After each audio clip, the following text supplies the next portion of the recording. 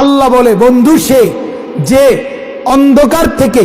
আলোতে টেনে আনে, মিনাজ যুলুমাত ইলান নূর, অন্ধকার থেকে, গুনাহ থেকে, পাপ থেকে, নাফরমানি থেকে, হারামি থেকে, বদ আখলাকি থেকে, সমস্ত অস্থিরতা থেকে, বেহায়াপনা থেকে, অসভ্যতা থেকে যে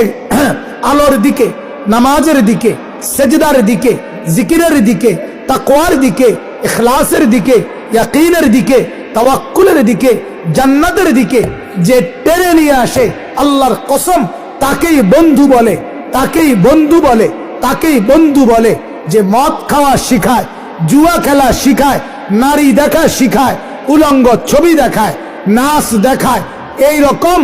জুয়া খেলায় অভ্যস্ত করে নেশার রাজ্যে ডুবায়া দেয়, নর্তকী আর সিনেমা, নাটক আর উলঙ্গপনা, তোমার যেই বন্ধু তোমার সঙ্গে থাইকা